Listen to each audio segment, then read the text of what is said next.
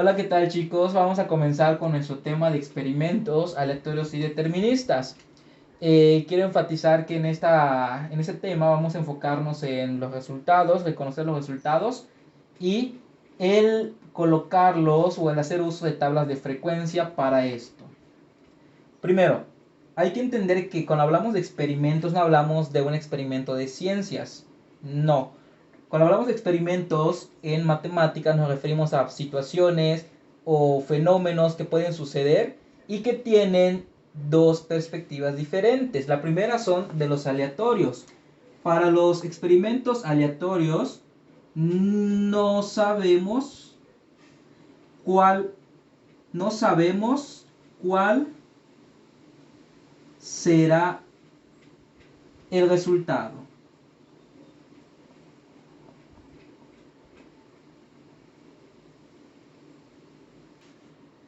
Como ejemplos podríamos decir tirar un dado,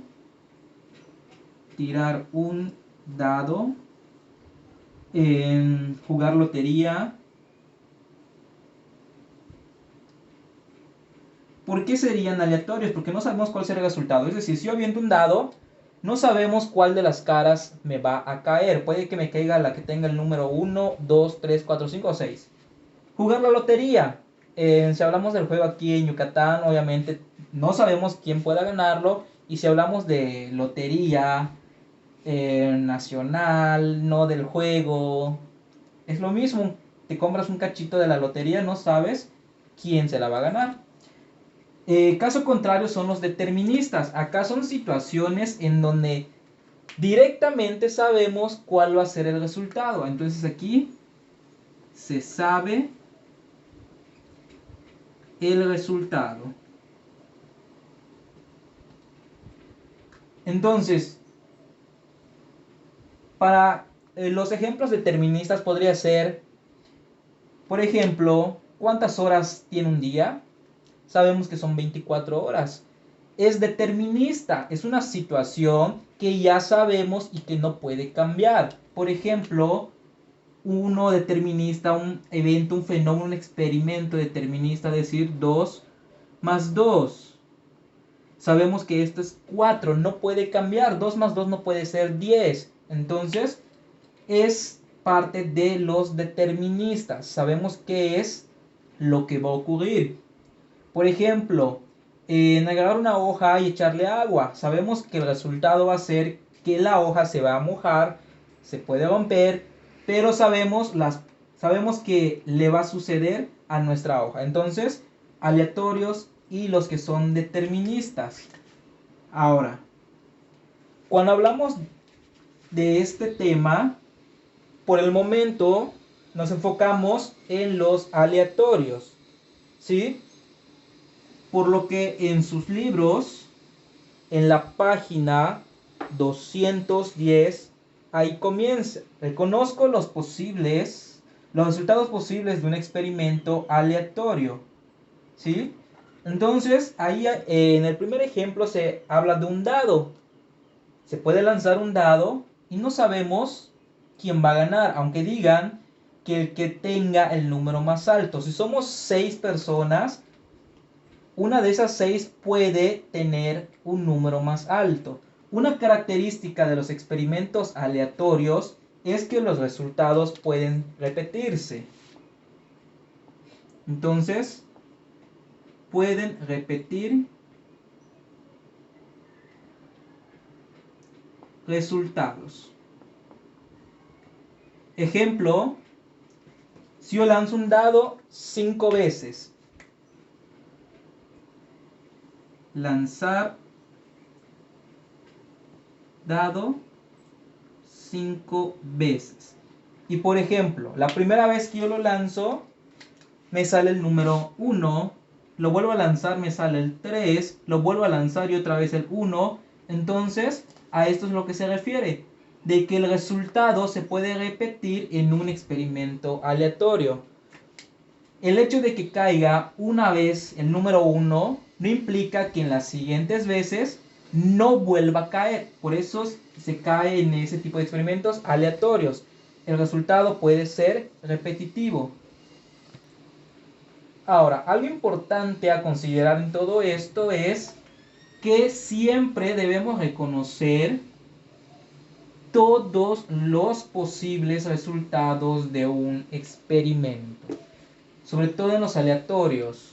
Por ejemplo, en lanzar un dado, vamos a empezar con ese. Lanzar un dado. ¿Cuáles serían las posibles respuestas o números a obtener? Sería el 1, 2, 3, 4, 5 y 6. Entonces yo lanzo un dado, puede ser que me caiga 1, 2, 3, 4, 5 o 6.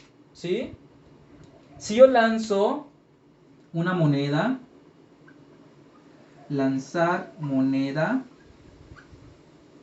tengo que ver cuáles son las posibles respuestas, que sería águila o sol. ¿Sí? Ahora, si yo digo lanzar ahora dos monedas, lanzar dos monedas al mismo tiempo, ahí los resultados pueden cambiar, porque en la primera me puede caer águila, en la siguiente me puede caer sol, ¿sí? O puede ser que me caiga águila y águila, ¿ok? Entonces son todas las posibles respuestas. ¿Por qué no puse la de sol y águila? En esta situación sería lo mismo que la primera opción. Cuando les doy una condición, entonces sí no aplicaría esta. ¿Ok? Entonces, posibles resultados. Muy bien, ahora que ya sabemos cómo obtener todos los posibles resultados, vamos a enfocarnos en la segunda parte que les comenté al principio. Todo esto que hemos estado analizando es únicamente experimentos aleatorios. Reconocer resultados. Vamos a enfocarnos ahora a esos resultados, trasladarlos a una tablas de frecuencias. Primero, ¿qué es la frecuencia? La frecuencia es el número de veces que aparece o se repite un suceso. Ejemplo, vamos a suponer que se lanzaron monedas. Se lanzaron 5 veces y se obtuvieron los siguientes resultados: sol, sol, águila, águila y sol. Ya tengo mis resultados. Ahora, los tengo que poner en una tabla, ¿sí? Ahora, con la tablita la haríamos de la siguiente manera. La primera columna va a enfocarse a los resultados. Si se les complica un poquito manejar algunos términos, usen los que a ustedes se les haga más simple. Por ejemplo, en este caso yo voy a poner resultados. ¿Sí? Resultados. En el siguiente voy a poner lo que es la frecuencia. Frecuencia. Y en el último voy a poner... Aquí vamos a poner la frecuencia relativa. Ahora voy a explicar cuál es la diferencia entre estas dos. A esta específicamente se llama frecuencia absoluta. Absoluta. Ahí está. Entonces, para esto vamos a poner nuestros resultados. Obtuvimos primero aquí, resultado de sol. ¿Cuántas veces obtuvimos sol? 1, 2 y 3. Frecuencia absoluta, 3. Ahora vamos a dejar este para el final. Siguiente, águila. El águila, ¿cuántas veces lo obtuvimos? 1 y 2. 1 y 2. Entonces, la frecuencia absoluta va a ser de 2. Ahora, La frecuencia relativa la manejamos en fracción o en punto decimal.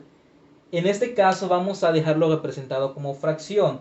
Para poder dar una frecuencia relativa necesito saber el número de veces que se realizó el experimento. Es decir, cuántas veces se lanzaron las monedas para obtener 3 veces sol y 2 veces águila.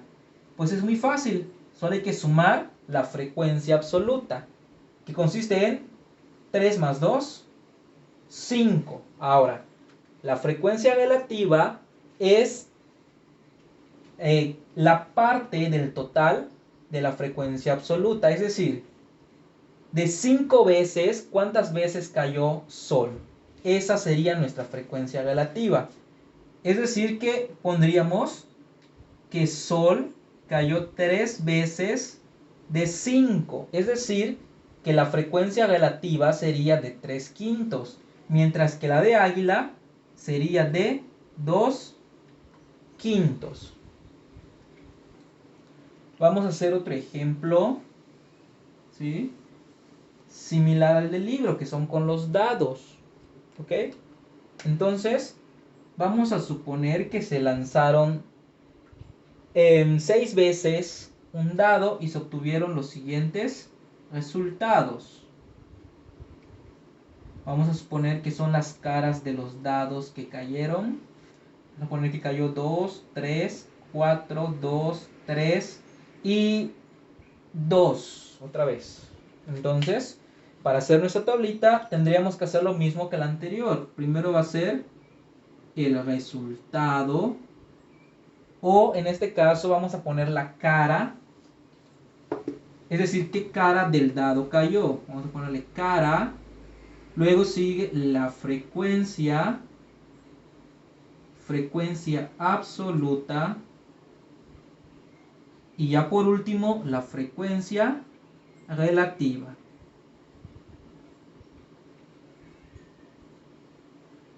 Es importante hacer sus tablas de esta manera para que vean que de uno sale el otro. ¿Ok? Ahí está. Entonces, la cara. Por ejemplo, vamos a empezar con la más pequeña. Tenemos 2, 3, 4. Entonces empezamos con la 2. El número 2 aparece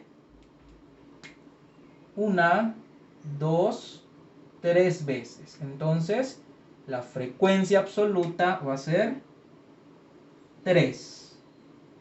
Este va de último. Luego sigue el número 3, la cara 3. El 3, ¿cuántas veces apareció? 1 y 2 veces. Entonces, ahí está, 2 veces. Y por último, el número 4. Y el número 4 aparece una sola vez. Ahora, para que podamos sacar nuestra frecuencia relativa, recuerden que hay que sumar todos los de este lado, de esta columna de frecuencia absoluta. Entonces sería 3 más 2 es 5, más 1 es 6. El total sería 6. Ahora, vamos con la frecuencia relativa. Podemos ver que aquí es 3, entonces 3 de 6, 2 de 6 y 1 de 6. Tenemos 3 sextos, 2 sextos y 1 sexto. Ahora, aquí también el total tiene que ir. Recordábamos un poquito tema de fracciones, suma de fracciones con el mismo denominador. Tenemos 3 sextos más 2 sextos más 1 sexto. Ahora sumamos todo y nos quedaría 3 más 2, 5 más 1, 6. Entonces, 6 sextos. Y como les he dicho en temas de fracciones, como aquí tenemos un 6, ¿cuántos necesito para hacer un entero? Efectivamente, 6. Entonces, tenemos 1. Recuerden, y aquí esto es importante recalcarlo, de que aquí en la sumatoria de la frecuencia relativa siempre nos tiene que dar 1.